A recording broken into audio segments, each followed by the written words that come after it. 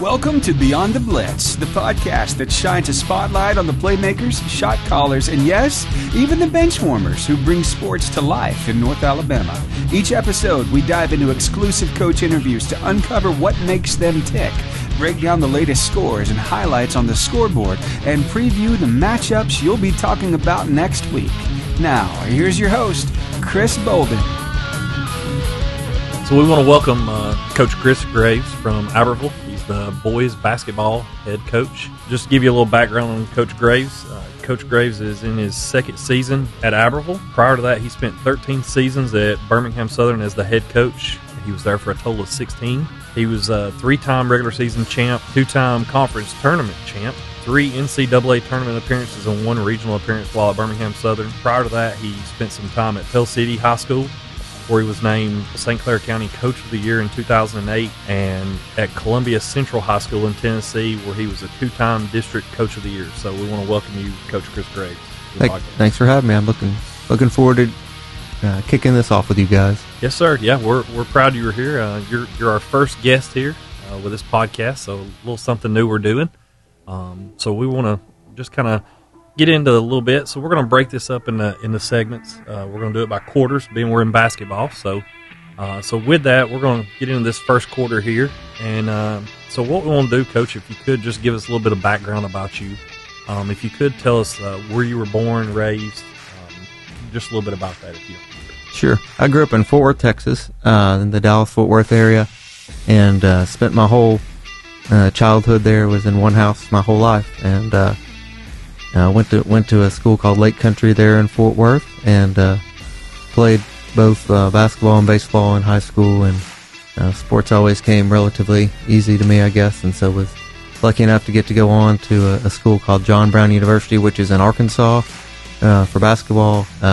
It's about 45 minutes from Fayetteville, so it was a far cry, about a town of 8,000 to 10,000, moving from a city of several million. So it was a big change.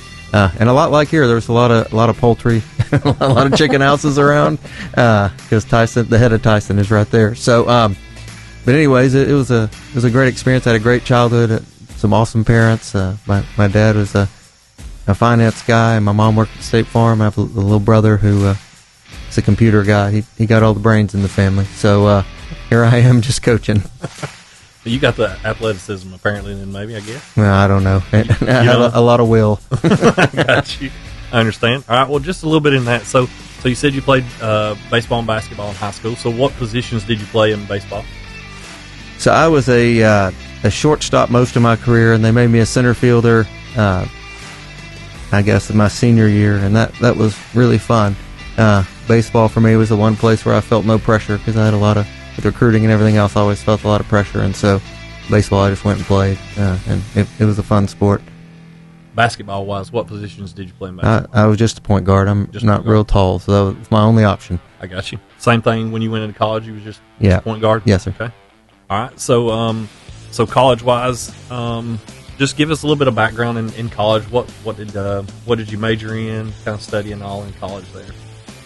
Well, I originally went in, and I was a pre-med major for my first couple of years of college. As it worked out, I had some injuries and didn't get to carry out the career I hoped. And so when basketball went away, I thought I would try to be a doctor. I had seen a lot of orthopedic surgeons through my years with injuries. And I got a couple years into it, and just really the academic load wasn't necessarily too much, but I wasn't loving it when we got into clinical stuff. And the coach who recruited me was a tremendous man named John Sheehy, and he came to me and he said, "Chris, I really always thought you were supposed to be a coach." And so he and I met, and I came on and started helping, I guess, the last 2 years of college. I helped as a student assistant there at John Brown, and he taught me the ropes of how to coach and how to recruit and everything else, and really launched me into my career because we were right down the road, but he had a friendship with Nolan Richardson over at Arkansas. When I graduated, he got me a graduate assistant job at the University of Arkansas, and I went and worked. We had a pretty good team that won the SEC that year, and Coach Richardson was kind enough to let me stay on and hire me into a more full-time role for that second year, and so I went from a relatively small college to work coaching in Rupp and getting to ride private planes and everything else. It was a wild world. We've done a lot of it, but really cool experience and got to learn a lot. Coach Sheehy was definitely one of the men who mentored me and guided me about what's really important in coaching and what it's all about. Okay, all right. So just I guess one of those things. We were kind of talking before the podcast.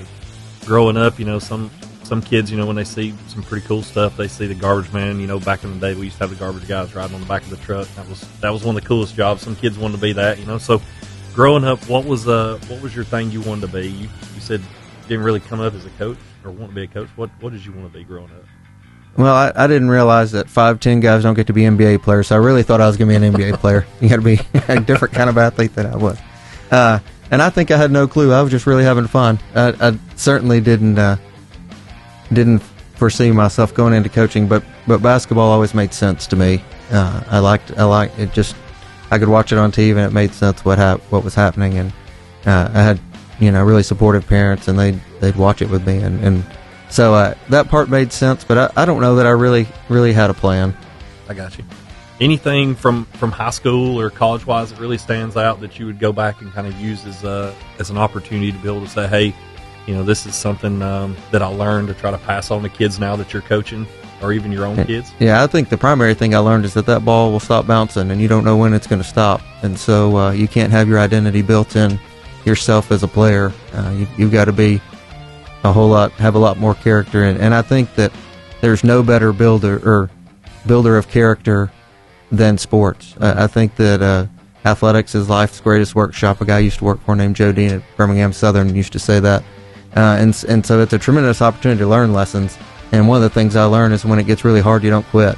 And so, when injuries ended my career, it couldn't be the end of my life. You got to have some other stuff going on. And so we try to pass that on to our guys, and we want to learn every lesson we can. But ultimately, I don't think our calling is to win the most games ever won as a coach. We're trying to build men, and so we're lucky enough to get to use sports to do it. Yeah, and that's the thing about this podcast that we really want to give y'all, you guys and ladies as coaches, an opportunity to be able to tell is to get to know you better as a coach, more so than just a person by their numbers of wins and losses, but truly what are you doing and how are you impacting the kids and that kind of thing, so people can get to really know you and everything. So that's awesome to hear that, because that's one of the things I really love about coaching and being around coaches and stuff. So if you could tell us a little bit about your time in Birmingham-Southern. I know we kind of covered you were there for 13 years. You were a 3-time regular season champ and some of the conference tourney. Tell us a little bit about that if you don't care. Well, Birmingham-Southern was a great place. I was really sad to see it go, and I guess I was an optimist. I didn't see it coming as much as some probably did. But it was an unbelievable place with a great basketball tradition. I think I probably learned more about basketball in my time at Birmingham-Southern than I learned my entire life before then. I was lucky enough to come up, and there was a guy named Coach Duane Reboul, who was he's in the Alabama Sports Hall of Fame, and he's just a tremendous coach that coached there before me. And during my early years, he was around a whole lot because he was still teaching some classes on campus, and he taught me. He just taught me the game. He was an unbelievable mentor. Came to a lot of our practices, spent a lot of time with me, and was a tremendous impact on my life. But we had unbelievable kids. They were great students. They were great people, and they were pretty good players. We won a lot of ball games and had a fun, big time home court advantage. And it was a really, really good experience at Birmingham-Southern. I absolutely love that place. And I planned to coach there until I retired, and that just didn't work out that way. But I absolutely, more than anything, I value and love the kids that we coached, and now they've grown up, and it's like, when you coach kids, they're like when I was young, it's like they were almost like little brothers to me because I was a young head coach, and then as I got a little older, they become like sons.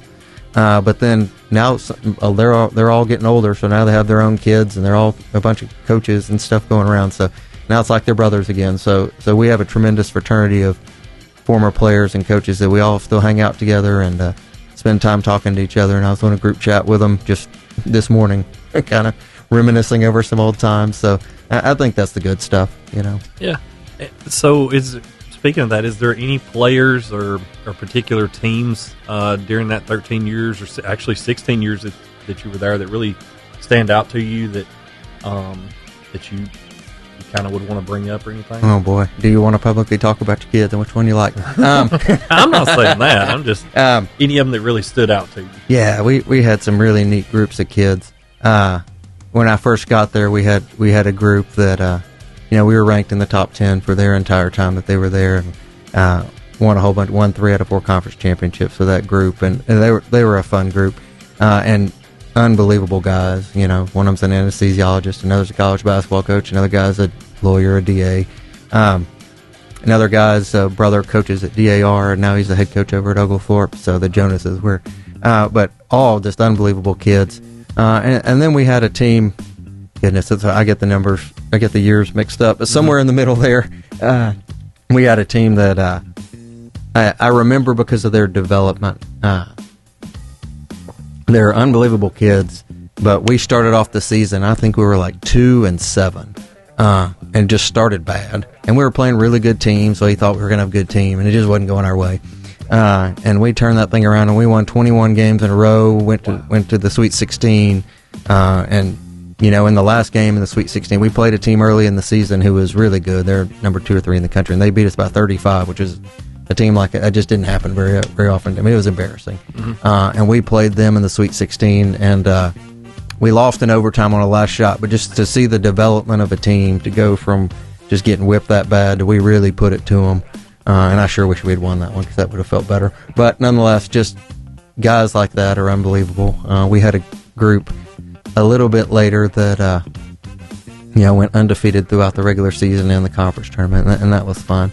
But probably the group I'll remember most is we had towards the end we had a kid that passed away in his sleep with a heart thing, and we had a group of kids that really learned how to love each other and learned how to lean on each other, and I was so proud of the way that group finished that season. I thought that they honored each other and honored Colin and the way they played, and so there you remember teams for many different things. Oh yeah. But most of all, I just love the kids that we got to coach. They're just unbelievable people. And the guys I got to coach with, we had some great coaches. And I'm really proud of the legacy that we have. We've got several Division I coaches in that group. We've got a guy that's the head coach of one of the WNBA teams, came through our program, and a bunch of high school coaches. They're just a bunch of coaches and lawyers and doctors and one comedian, so I hope he doesn't talk about me too much. But he probably has some good stories. We had fun on those bus trips when he was with us. But just really good people, from top to bottom, really, really good people. That's awesome. All right. Well, we'll take a break right here, Coach. We'll call this the end of the first quarter, so we'll sound the buzzer there. And we'll take just a moment break right here, and then we'll head into the second quarter right there. Okay. Welcome back to the podcast here. We're going to move into the second quarter. So this second quarter, we're going to discuss this past season. This would have been Coach's first season here at Aberville. So we're going to discuss a little bit of a breakdown of last year in year one at Aberville. Let him give us a little bit of a recap. So last year, just kind of covering, Aberville finished 22-12 overall, I believe, Coach, last year. Y'all were 4-3 in region or area play. You ended up finishing second to Huntsville, which was, as we were discussing prior to coming in here and starting the podcast, was nationally ranked team. Huntsville's always had a really good team, had some really good players. Had a couple kids. Had the one kid go to Stanford.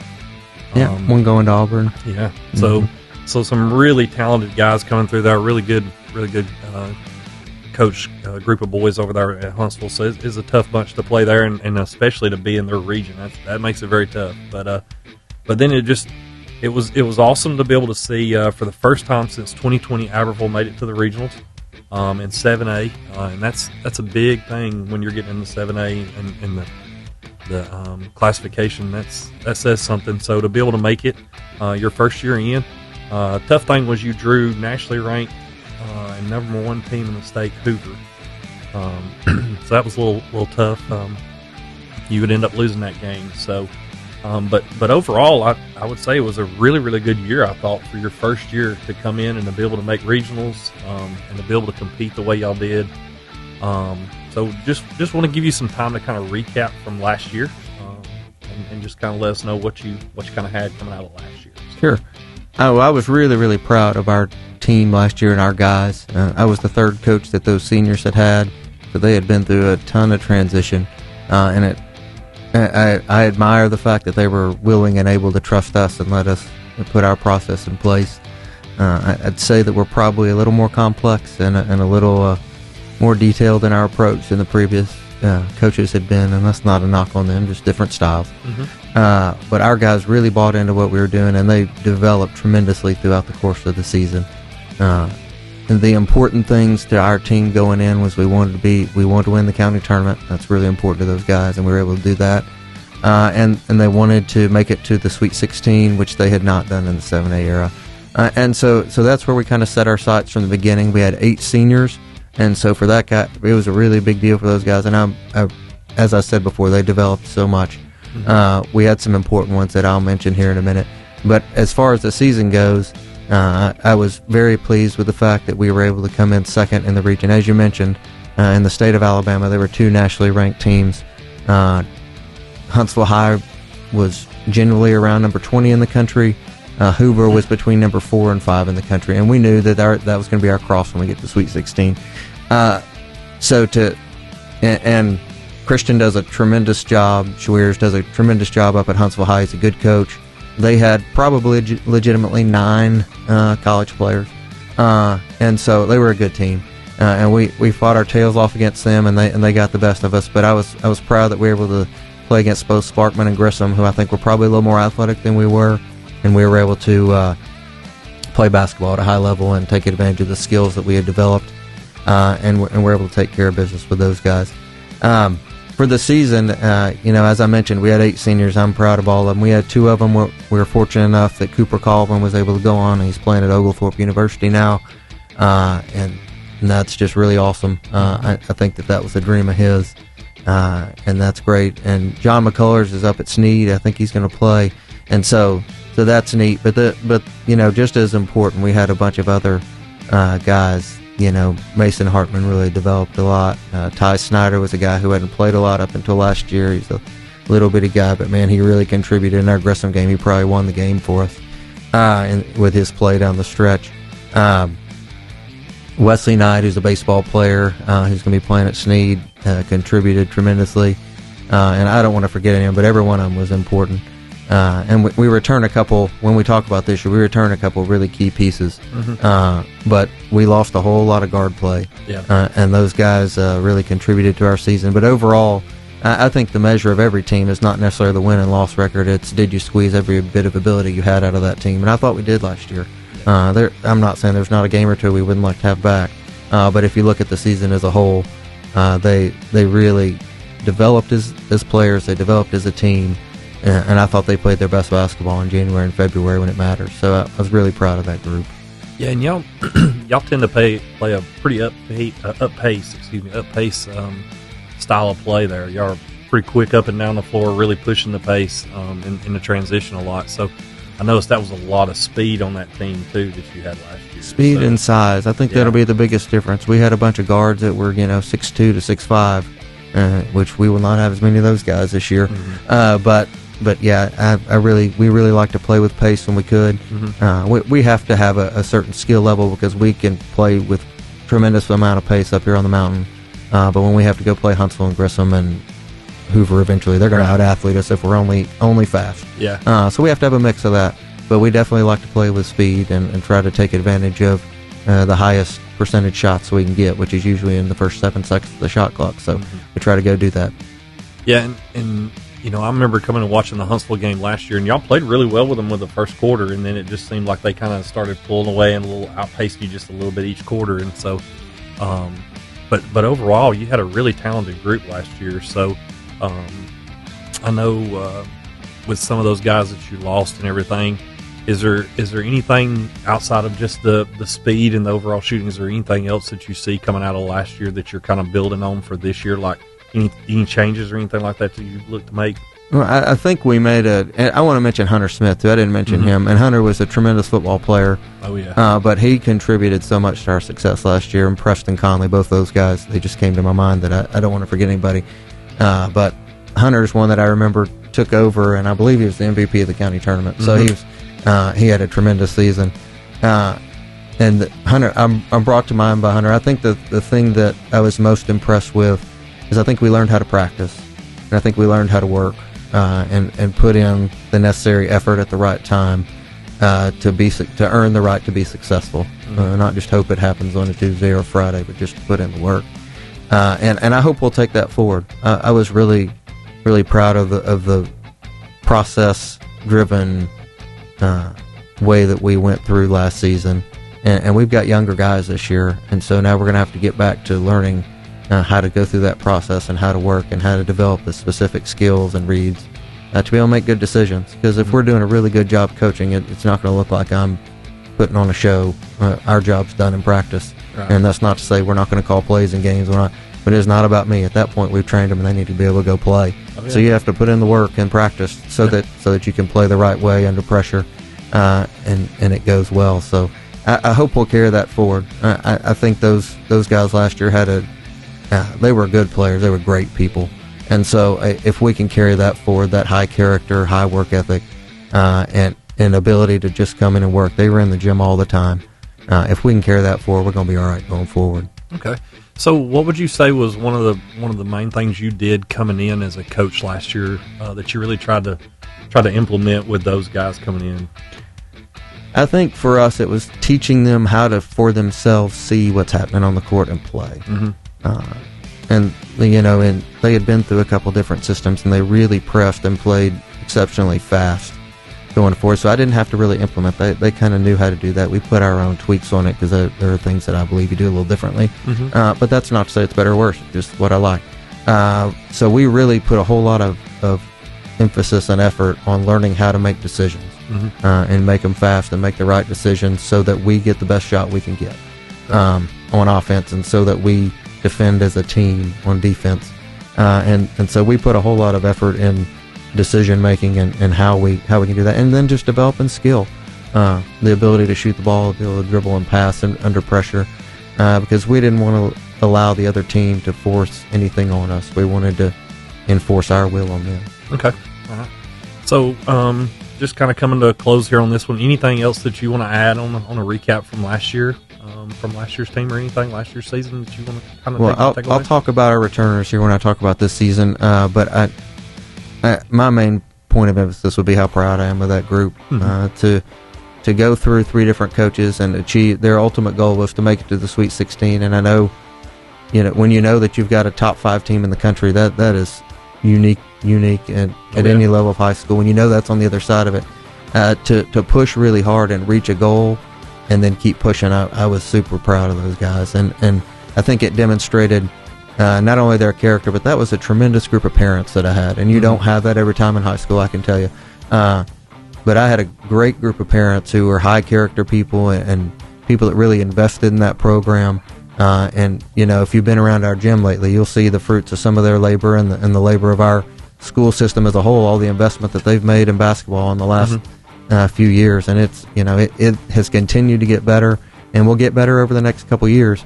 But all the effort of those kids and their parents have put into our program will pay dividends for a long time. Oh yeah, it's a wild place to play in, to coach in, anything, just to spectate inside of that Albertville gym. And on top of that, with y'all making the regionals and the girls making it, that was something that I don't know. I'd have to go back and look. I think there was maybe one other school that had both boys and girls both in regionals last year. Yeah, that was pretty tremendous. So. I think I'd like to say uniquely at our place, I think our guys and girls really, really pull for each other. I've never had a women's coach that I've worked with that I like more than Natasha, and her dad, Coach Waddle, is there with us every day. The 3 of us are in the gym. We're like buddies. But Laney is as good a player as you will. I hadn't been around here forever. There may not be another player as good as her up here on this mountain for a long time. She's tremendous. She'll have a chance to be a McDonald's All-American this year. She was just voted one of the top 15 players in the country on the EYBL circuit, and she is unbelievable. She's a better kid than she is a player. Definitely. And that comes directly from coming from an unbelievable family. John and Natasha are great people. Bobby and Justin, all of them are just great people. And so I think it's really cool because if you come around our place, there's no jealousy on either side. They're genuinely kids and coaches that pull for each other. And I think that's neat. And I think the town gets behind that. If you went to Jacksonville State and watched that game, I'm not so sure there was anybody left in Albertville. The whole town showed up and was wearing the same shirt. And boy, if that isn't what high school sports is all about, I don't know what is. Yeah, I think the town pretty much shut down that day. Yeah. It was a lot of people there that day. So, all right, well, we'll call that the buzzer there for quarter two. We'll take just a little small break. We're going to head into halftime for just a little fun, and then we'll be right back. All right. We're back to the podcast here. We're going to be at halftime, so we're going to have a little fun here. Halftime, just to take a little breather away from some of the seriousness of it, we're just going to pop off a few little questions here, just to kind of see a little bit more in depth about you, Coach. So everybody knows the GOAT made the GOAT of college football. Nick Saban made a little bit of a thing over his favorite Little Debbie being an oatmeal cream pie. So you said earlier, you was telling us that you're not really a dessert person when we were kind of talking off mic. What would you say your favorite Little Debbie is? I don't like many desserts. There's one cheesecake at the Cheesecake Factory that I really like. There's one slice that's my go-to. I have a daughter who's in second grade who's and my both of my sons really like ice cream. So I'm not saying I won't participate in some ice cream occasionally, but when it comes birthday time or something, we're going to the Cheesecake Factory. All right. What would that slice be? It's called Dulce de Leche, and I don't know what that means, but it's pretty darn good. Yeah, that one's not too bad. I like the 7-layer chocolate cake there. It's kind of hard to beat there. Yeah, that one, so. not a big chocolate guy, but everyone else in my family is, so it's common. I get that free birthday slice every year. That's what I always go get. My little girl fights me for it, so she just says, "I don't want the whipped cream on it, Dad. I just want that." So, I love it. So next question, just a little one. So you come up in a town. There's no McDonald's, which would be very strange to pull up in a town with no McDonald's. But there's two restaurants. There's a Chinese and a Mexican restaurant. Which one are you picking? I don't care where I'm going. If I can find a Mexican restaurant, we're in. Mexican. Okay. If we're going to New York City, we're going to find it. Well, maybe not. I grew up in Texas, but we're going to find us a Mexican restaurant. All right. So Mexican it is. All right. So here's one for the kids. This is the one you either win them or you lose them, and then some for the ones that are like my age and older. This is a heated, very very heated debate. I get this with my son a lot. So you got to pick a top 3 here, and you got to put them in order. You got to rank them from first to third. It's either MJ, Kobe, or LeBron. Rank them in order. Best to 3. I'd imagine this is all predicated on age, right? Jordan is one, and that's not close in my book. Okay. I grew up when Jordan was playing, so that's an easy one. Oh yeah. As far as God-given ability, I think LeBron has more, but I'm more of a Kobe fan than a LeBron fan, so I would probably go Kobe as 2 and LeBron as 3. But again, that I fully realize that my age digs into that, but that I'm pretty firmly Michael Jordan is number 1. Oh yeah, I wouldn't disagree with you there. I tend to go back and I throw up the defensive play. You know, we didn't see any of that out of LeBron, and we saw that a couple times where that lacked in some of those championship games. So I want to see a guy on both sides of the court playing, not just one. So all right, so then here's you another one. This one will really kind of date your age a little bit. So greatest NBA dynasty, Lakers, Celtics, or Bulls? Who are you taking? Oh boy. So my middle school son loves to have this debate, and he always wants to throw the Warriors with Kevin Durant into this same conversation. Okay. Yeah, I know. We could throw the Warriors. I left them out. I didn't think. I don't let him win that, but I entertain it because I like that he's getting into it at least. I would probably say my favorite was the Lakers because the Showtime Lakers are my era, and I loved watching that. That was really when I was a kid and I was getting into basketball, so I loved watching that, and I never had his size or his ability, but I loved Magic Johnson. I loved the way he played. It was fun, and all that. That is not to say I don't even know if I should admit that. I probably pulled for the Utah Jazz more than the Chicago Bulls back in the Bulls run, but we never won. We never won, so I'll give props to the Bulls during that era, but John Stockton felt more like someone I could follow, so I really dug him. What about the Pistons? So the Bad Boys, I had a Bad Boys T-shirt, and you'll like this. My Bo, my 13-year-old son, the other day, we ordered him a Bad Boys T-shirt that he's wearing to middle school now. Oh yeah, because they got into him watching The Last Dance. So I admired them, and the guys that play now have no idea, because that's the era I played in. You could put two hands on someone and dang near tackle them, and it wasn't a foul in that era. Oh, yeah. And the bad boys would just tackle you. Sometimes they'd fist fight you, and they didn't kick you out. They just kept playing. I miss those days of basketball, but that is not the way we play anymore. It was the true no blood, no foul kind of situation. Yeah, and maybe some blood might not be a foul. Yeah. But that's the game has evolved, and it may be better now. I don't know, but I have fond memories. Oh, yeah, yeah. I guess the thing I loved most about growing up, I grew up watching the Bulls. I got to see the Pistons and the Bulls and the Lakers, during that Showtime era and all going at it. But I think the thing I loved most was when I got to see Rodman pull over and go to the Bulls and play it, and just seeing how much more dynamic he made them. Yeah, from a absolutely. defensive standpoint. Yeah. I was a big defensive guy when it come to basketball, so I really love that. So, so now we're going to just kind of throw one a little off topic. So, Marvel or DC? Neither for me. Neither. Yeah, not a big comic or movie kind of guy on no, that. All right, I lose cool points on that. All right, nah. All right, so last thing here. So being a coach and player and stuff like that, there's guys I grew up with that had all kind of crazy like pregame rituals or just superstitions and stuff when they played or anything. Anything you have as a pregame ritual or superstition prior to a game or anything like that? You're saying now? Yeah, now or even back when you played. Oh boy, I think I was an idiot.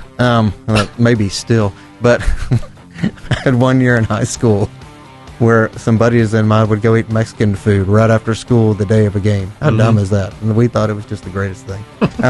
So that as I progressed in basketball, I stopped doing that.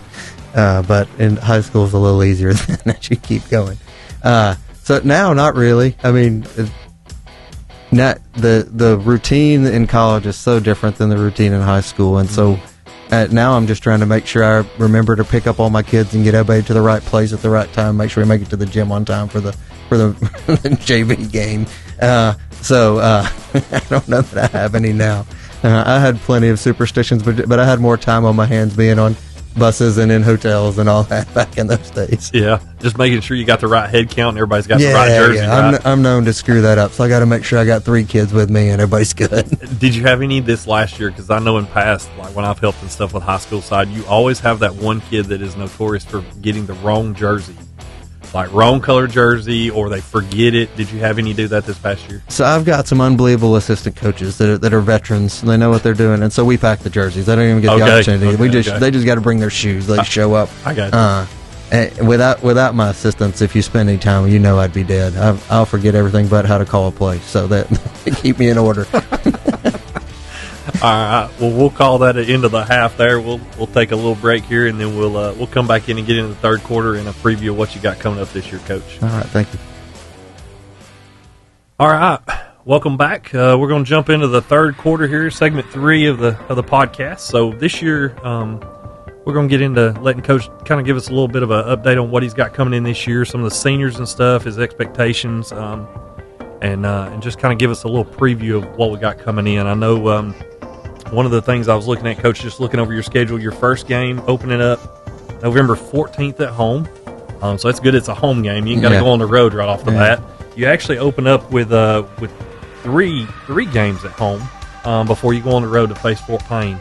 But you open up with runner-up from 7A State last year in Florence. They faced off against Hoover, and Hoover ended up winning it. But you open up with those guys this year, so if you could just kind of give us a little bit of an input into what you got coming in roster-wise. I know we kind of got into that just a little bit ago, but who you got seniors-wise and what you're looking forward to this year. Yeah, I'm excited about this year's team. We've got some areas of real strength. I think the real strong point of our team will be our forwards. Our 4 and 5, I think I would stack up against anybody. And Keandre Yancey and Trey Bright, both are big guys, 6'6", 6'7", strong. Keandre looks like he could play football in the SEC. Big old strong kid.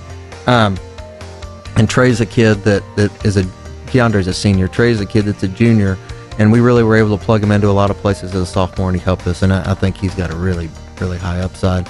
And then our guard play, we graduated a whole bunch of guards. We have a couple that played a good bit last year that are going to be really important to us. Izzy Folks, Isaiah is going to be really important. He's a left-handed guard, really, really shifty. He knows how to play. He's strong built, shoots the ball well. He's really important to us. Talik Saint he's a young guy too. He was a sophomore last year that played for us.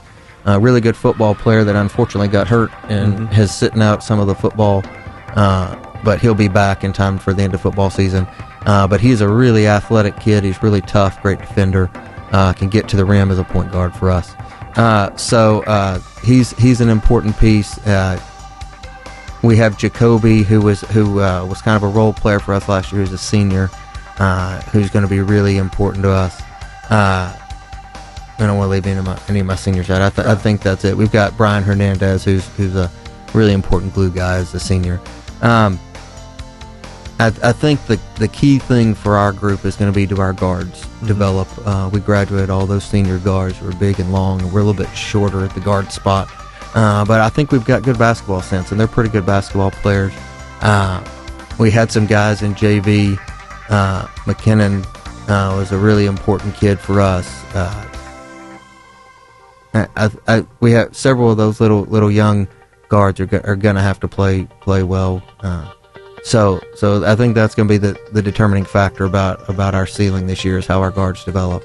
Yeah, and with them already setting under you under one season and kind of seeing kind of how you run things and stuff, that should help a lot too, knowing that you're coming into that. So that should help there.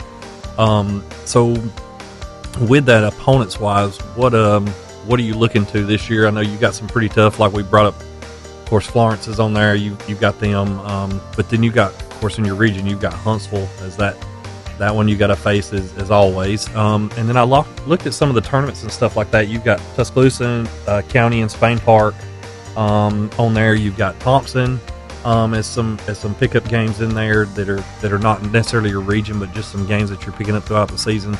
So, are any of these in here? Any of those you want to kind of give us any info on what you're looking at Sure. there? I think when you build a season, you definitely want to build some games that'll stretch you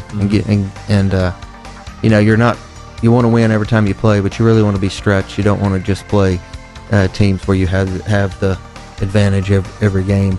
I think you mentioned some good ones. I think Spain Park should be a good one. I think Thompson will be a really good one. They've got a 5-star football player who's a big old kid who's going to be challenging. Yeah. And they've got some good guards. We'll be playing McGill-Tulane down when we go to UMS Wright, and they're in the Final Four often. And so I think there are a bunch of those games, and every time we get to play, up here we've got our natural rivals in Gunnersville and Arab and Boat. When we get to play those guys, it's going to be a big game every time we get to play. We're happy that we've got both Plainview and Sardis. They're going to come to us, and we've been kind of trying to get some of that local flavor back. And so we're excited to host those guys. I think they'll be good games. I think Plainview's going to be a good team this year. Oh yeah. So this will be a fun year. I think we're going to get challenged. We play you at Trussville, who we played last year when we were up at Athens. So I think we have a good mix of teams where we should have a pretty good chance, and we have some teams that are really going to push us. Okay. And so I think it's a good schedule. Obviously, we have Austin there somewhere in the middle, and that was, we thought that was going to be our cross region. The AHSA kind of got in there and messed up our cross region thing for a minute. I guess they fixed it. I liked it better the other way. So we have a lot of good games, and we're excited about them.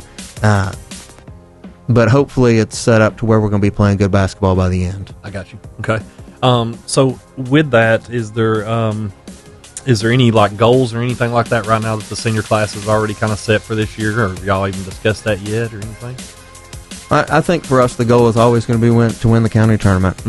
That's an important thing at our place, and we want to be in the final game of the area with a chance to win. And I think if we can accomplish those two things, it gets us back to the Sweet 16 with a fighting chance, and we'll see what happens. In order to do that, we're going to have to really, really develop because the teams in our region, particularly Sparkman and Grissom, are both a lot better. They had some young guys last year, and I thought they were more athletic than we were, but we were probably a little bit better basketball players. And I think when you're playing against young guys, naturally they're going to progress. And so they're going to be better basketball players this year. And so we're going to have to really play well to give ourselves a chance to be there and be in that top two in the area. Okay. So, as of coming through the summer and stuff, and what you saw with summer ball and all, are there any guys that you're really seeing right now that are kind of stepping up and being those team leaders and kind of taking that role so far going in? Yeah, I like our leadership of this team. I think they're a little more vocal than the guys we had last year, who were really, really good players and great with action. And I've been encouraged by Izzy Folks and Keandre Yancey and their leadership. In those younger grades, you got some guys like Britt Carroll who are just grinders, and they'll get after it and they'll work. So I think we've got a tremendous leadership group, and you got guys like Talik, who's our point guard, naturally a leader. He's just learning. He's finding his voice. When you get to play at a high level when you're young, sometimes you're almost forced to be quiet because the other guys are so much older. Now that he's getting older, he's finding his voice, and that's really important for us. So I've been really impressed. Our guys really work in the weight room. We've got unbelievable facilities, and our weight room's world class, and they're in there working. And the skill time that we get during our basketball period has been good. And so I think we're at a good place right now. But we got a long ways to go. Okay. So you kind of touched a little bit of some of your younger guys. So what are you seeing coming up with your freshmen and JV guys? I've got a son that's a ninth grader, so I know a lot of those kids that are coming up. So what are you seeing coming up through the years ahead? Kind of projecting out the future for Albertville basketball. Well, I hope some of them grow. Got a lot of guards. We've got some eighth graders that are tall. We don't have a ton of height coming. Mm-hmm. We have a lot of guys that are really committed and good basketball players who are learning how to play and get after it. And I really like my coaching staff. I think those guys do a great job of developing players. And I think we've got good groups. We've got good pieces. There are certain guys in each grade who are really going to help us put together a good team. Mm-hmm. And with some of the potential changes to our classification coming, that could be helpful to our chances going forward. But regardless, I like the way our guys work. We have them all together every day, the 9th through 12th graders, mm-hmm. In this off season, and I think that helps us develop the skill. And those guys have really put in a tremendous amount of work. And we'll see who develops. It's going to be who wants it, and who grows. That'll probably be the two things that we'll see. Is there any of them in that 9th grade or 10th grade class you would say to kind of keep your eye out on coming forward in the years ahead that may be on the freshman team or the JV team this year that you'd kind of spotlight to kind of say, hey, this may be somebody to see in the years ahead? We've got a couple 8th graders on our 9th grade team that mm-hmm. I like. I hate to shout them out as 8th graders, but big long kids. Our JV group has a couple athletic kids that really are able to get to the rim and play and provide a different look than what we have on our varsity team right now. They're more like what we had last year with big long kids, which I like. And our freshman group right now is just, there are a bunch of them that are all pretty good players, and that's pretty fun. Because if you can get a group like we had last year where you have a bunch of seniors and they all can kind of play together. I'm really excited about that group. So I'm excited about the future, what's coming. In today's era where we had 2 freshmen move out on the first day of school to go somewhere else, I hate to shout out players with give targets to other people, but mm-hmm. I think we have some kids that we're really excited about, and we're excited that we get to work with them every day. I got you. Yeah, I know I've watched a lot of these boys growing up that are the 8th, 9th, 10th grade, because they were right there with my son growing up and watching them play in all 3 sports. And that's a very athletic group right there, all bundled together. So a lot of potential there. So other than that, I guess unless there's anything else you want to kind of add for your preview for this year, if there's anything you want to kind of throw out, we'll end it there. Is there anything you got? No, I don't think so. We're excited about this year. I think we're going to put our best foot forward and really get after it. Okay. Well, we're looking forward to it. We're going to try to get out there to get some games and get some footage of it and everything. So we'll reach out to you when we're coming out and maybe try to catch up with you after some of the games and stuff like that. But definitely try to catch some of your big games, your area games and stuff like that. Well, we'd love to see you. Thank you. Yep. All right. Well, we'll call that. That'll be the buzzer there at the end of the 3rd quarter. We'll get ready to move into the 4th quarter here and go from there. Appreciate it.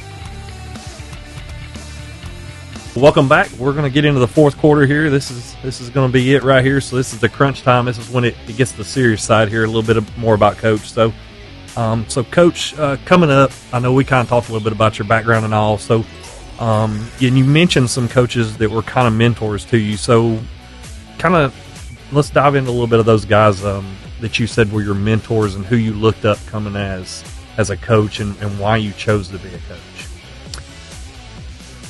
Well, I mentioned Coach Sheehy, who was at John Brown, where I went to school, and he was the one who kind of called out coaching in me, I guess. I had not really considered it, and it meant a lot to me that he thought highly of me, and so I went and started exploring it. And I think that Coach Sheehy was a former military guy, and he was hard-nosed, and he was older, but he really had a way. He could coach you hard, but you knew he loved you. And after practice over, he'd put his hand on you and he'd joke with you. And he had a good way of building relationships where you knew it wasn't just about basketball.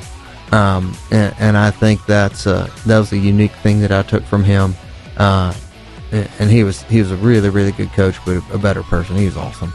And is still alive and kicking. And he's gone from coaching to now I think he's a farmer or something. He's having fun out there. And then I was lucky. I went and worked for Coach Richardson, who's obviously a Hall of Fame coach at Arkansas. And I don't know that my coaching philosophy at all mirrors his, other than he taught me some really, really valuable lessons. And one of the things he taught me was that you have to coach who you are. I wasn't never going to be Nolan Richardson. I didn't come up with his past. I didn't have to fight the things that he had fought coming up.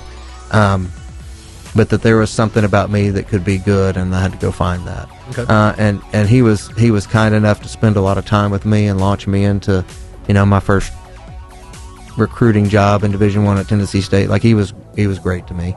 And then probably the most influential people were the people at Birmingham-Southern. I worked for Mitch Cole there, who was a former assistant for Duane Reboul, who was so impactful to me. And Mitch was a brilliant offensive guy and put me in a circle of coaches.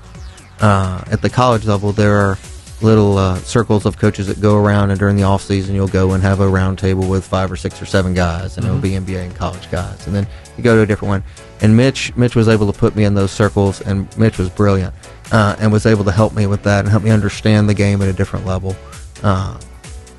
especially in the complexities and how to play offense, what I think is the right way. Taught me a lot. And he introduced me to Duane Reboul, who's probably the most influential person to me. Very much like a father figure to me. I had a wonderful dad, so it's not that I need one replaced. But Coach Reboul had just a brilliant, still does have a brilliant way. I still talk to him regularly of mentoring you and making you feel really, really good about you while he taught you where you were wrong. Yeah. And he built deep relationships. Because he cared a lot about you, and so I was able to spend a ton of time with Duane, and that really shaped me. He's the best coach and one of the best people I've ever been around, and still a guy that I pick up the phone and call regularly just to check on him, see how he's doing. His grandson and my son play U basketball together, so we get to see each other all the time. But he was a tremendous influence on me. So what made you decide to get into coaching? I think I figured out that I really loved the sport at first, and when I was young, and Coach Sheehy asked me if I would do it. And as I spent more time around Coach Sheehy, and then as I got into some other people who were really influential in my life, who were by no means coaches, but were just good men, I figured out that for me, it's really not about wins and losses. It's about impacting young men and helping grow men through the sport. And so I've been lucky to be around some really good guys that carry that, as their main thing. And so I stay in touch with those guys and try to keep it important. Now, when it's in the game, you want to win, and you want to teach it, and you want to do it the right way.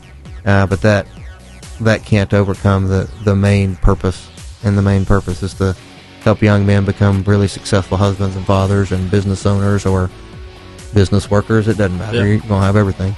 But we really want to help them do that through basketball. Yeah, and that's the key thing, is just teaching them how the game of life is a lot like a basketball game or whatever sport it is they're playing.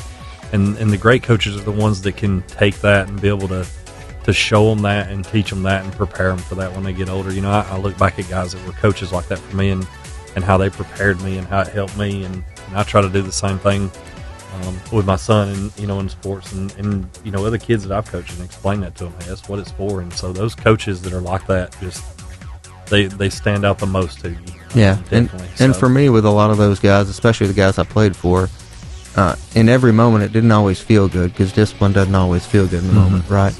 But you look back and you figure out what they were trying to accomplish. Oh, yeah. And you figure out all the value that they added to your life. So I hope we'll do that. And I think I have a bunch of coaches on my staff and that have been part of our coaching family tree that I believe are hopefully doing the same things. Yeah, they always remember the parts where you're making them run full court sprints for something that somebody done or something like that, but never the true reason of why you had to do that. Yeah. The whole punishment of, well, if you hadn't done this, you wouldn't be running kind of thing, you know. But so what would you say is one of the most rewarding things about coaching, or something through your past of coaching? What is one of the times that's really stood out to you as one of the biggest rewarding times coaching wise? I think the reward is mostly takes place on the day-to-day grind of the process of getting better. I think the most rewarding thing is taking a group of young men from where they start as in the spring or before the summer, and getting through the summer, which is kind of usually messy. It's not real, but then watching them to develop to their full potential for that group, I think is the most rewarding thing for me, and the part that kind of keeps me coming back is you really, really enjoy that process of watching development. And it's different for every team, because every team has a little bit different ceiling. But I love the time in the gym. I love the time when you're away from the court. Most of the time that is most valuable to me, you spend, or probably not even on the court. It's where you're on a road trip doing something. Right. You know, when you get back, and I was on a text chain. I think we talked about this earlier with some of my guys that played for me in 13 years ago. 14 years ago, and we're still laughing about something that happened in Colorado when we were on a. I mean, it's all those times that are the good stuff, and the games are important, and we keep track of wins and losses because you want to learn how to go through the process to win the game. But I think that the really good stuff, if for any true coach in my mind, the really good stuff's the practice. Yeah. Really good stuff's the stuff off the court, and the game is just what you do to get to test what you learn there. Right. That's good. That's good. I like that. So, greatest coaching moment. We talked about some of your past achievements and stuff. Any of those particular things standing out, making NCAA tournament, any of the championships, any of those that really stand out to you as something that you would say, or even this past year, making that being your first year, and any of that, anything that really stands out as your greatest coaching moment? I've been really lucky. We've had a bunch of. We've had some championships, and we've had some awards and all that. So at this point, I think it's mostly about just seeing the joy on the kids' faces in the locker room. When we beat Sparkman, we were at Huntsville High, and we knew we were going to get to go to the Sweet 16, and you got to see the joy on the kid's face when he actually achieved something that was his goal. Oh, yeah. Or you go back to one of our BSC teams that went undefeated through the regular season and then won the conference tournament, and to see the joy that you get to have where you're not done, and you get to keep doing it, so it's not sad because it's over, but you just we actually accomplished this thing. Yeah. That's the stuff I remember fondly. But hopefully at this point, basketball and life has been good enough to me that this isn't about me, and so there's no moment that I'm hoping to have for me at this point. It's just hoping we can get a group of kids through some really cool experiences. Okay. So in closing here, any final words, anything you want to any share or anything like that? Maybe we hadn't touched on? I just am really appreciative of the people of the Albertville community. I know they've been through a bunch of coaches before I got there. Since they've had a great coach with Patrick for a long time, and they've been through a few, but they've been so willing to embrace our family, and we chose to come there because I thought that the superintendent was one of the best leaders I had ever met. I was lucky enough to work at BSC for a little while for a guy that used to be the commandant of the Marine Corps, which if you're not a Marine, that's like the number one guy. Oh, yeah. And he was a phenomenal person. And Dr. Reeves is really, he's up there with that in terms of leadership. We've got an unbelievable administration. So it's a really cool group of people, but I'm so thankful that they've embraced my family, and my kids feel like they're home there. And so this has been a neat stop for us. I wasn't sure how it was going to go moving to a small town, and we've been so lucky and so blessed to be a part of it, and to feel so welcome. and we're thankful that they embrace basketball in the way they do. That's awesome. Definitely. We'll we definitely want to say thank you. We appreciate your time. And one last thing we want to kind of touch on, from time to time with the podcast, we may go into a little segment of what we're going to call overtime here. So, and we'll do that from time to time with maybe some coaches, just to kind of touch on some subjects maybe that is kind of a little more their experience that we may not see from some of the others. And with you having a college background and some of that, there's a pretty hot topic that's going around from college side and has even started leaking. You know, we talked about this before we come in here to the podcast, kind of leaking into high school as well, and that's the name, image, and likeness. And it's, you know, for the short of it, the NIL and how it's leaked into colleges now, and all the laws and stuff that are being passed. But for some that may not know, it's actually been passed now, where that in Florida and Georgia, it's been pushed to where that they can actually be signed to name, image, and likeness agreement deals and stuff like that. Some of the bigger schools like IMG Academy and stuff like that are actually have kids that are sponsored now. And so I just want to kind of get your thoughts on it, both from a college standpoint and then your thoughts on it leaking into the high school side and how that could be, you know, the positives and the negatives, both of it, you know. Sure. College, we have a little more experience of watching, at least, right, for me. And I am in favor of players being able to make somewhat of a wage. When I was at Arkansas, we had a kid who went on to be I think he played in the NBA for 19 years. He was a lottery pick. He was unbelievable. A kid named Joe Johnson. And Joe had nothing when he was at Arkansas. I mean, he was trying to find money for McDonald's, and that doesn't make sense to me, right? Yeah. The university's making so much money on that kid. Or you look at Alabama or Auburn football. I think those kids ought to be able to make some money. But from my buddies that are still doing the college thing, the universal cry seems to be we need to get some guardrails and some firm rules around it, so that we can. Anytime you throw a whole bunch of money around without any rules, I think it's dangerous. Oh yeah. And you're going to invite the wrong crowd to get themselves in and take advantage of these kids, or take advantage of these kids and just not know any better. One of the two. And when you think about high school, it's hard for me to imagine that as a high school thought, right? Yeah. I don't. In America, I think if you do work, you should be able to get paid for it. But I think you need some really strict guardrails, even more so for high school kids. Because, I know when I was 17, I was an idiot. If you gave me $2 million, there's no telling what I would have done. And I had great parents, and a lot of these kids don't. Before it hits, I would love to see some. I think it's coming. I don't think there's a way around it. And we're uniquely, we have Lainey up there, our girls player, who deserves some NIL if it's coming. She's the best player in Alabama this year. And a kid like that with parents like that would probably be okay. Yeah. But there's still, I think there needs to be some strict guidance as for how it would be divvied up, how, what would we do with the money to make sure that these kids aren't wasting it on or doing something for their future. I think we have to be really careful, and that makes me nervous for high school basketball.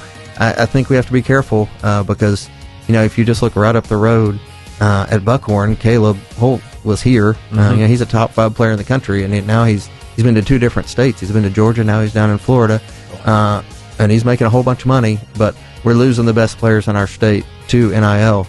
But I would appreciate it if before it got here, if it needs to start at the college level, they need to put some guardrails on it. And you hear Coach Saban talking about it, and you hear every major coach would say that. I think they're probably all for their guys making money, because they're making the university money. But I think we need to find some common sense approach. And I don't know that you're ever going to go to Washington to find a common sense approach to much of anything, but we're going to have to get some sort of regulations in place. And that leads you to wonder about the future of the NCAA. Which may be, that's we could do a whole nother podcast on that probably. Oh, that's a huge podcast on its own. But I think that I think it's coming, and I hope we can figure out a way to put some regulation where if a kid's that talented, that we could set him up for success in the future, and not necessarily have him drive a $200,000 Mercedes G-Wagon when he's 17, because who needs that? Oh yeah. Right? Yeah, if they don't get a hold of it, the transfer portal in college is bad. Right. As it is. So could you imagine it in the high school aspect? No. And we already have kids that are that jump around and stuff like that and everything. And now, just like we're mentioning, that young man, you throw money in amongst all that in the high school aspect. And I'm going to be honest with you, back when I was a kid, if somebody had thrown several $100,000 at me, which I was not athletic enough to be able to get that, but if somebody had been throwing that at me, I'd have gotten so much trouble. That is, no.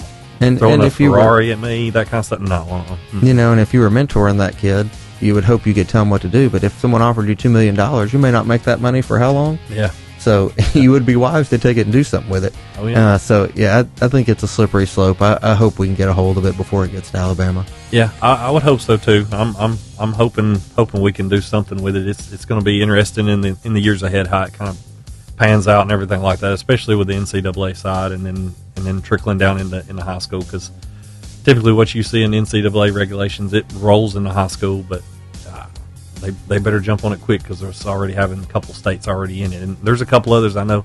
I believe Texas and California are some of the next ones that are rolling up that are going to be voting on that before long to be doing the same thing. And so it's going to be interesting to see kind of how high school sports pan out with that. So absolutely. I'm sure when it comes, we'll all have to embrace it and make the best out of it. But I'm hopeful we get some common sense to it first. Oh, definitely.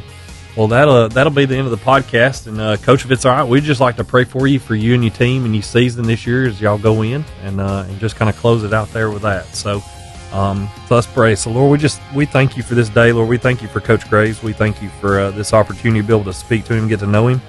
Lord, we pray that you just be with him this season, be with the Albertville basketball team.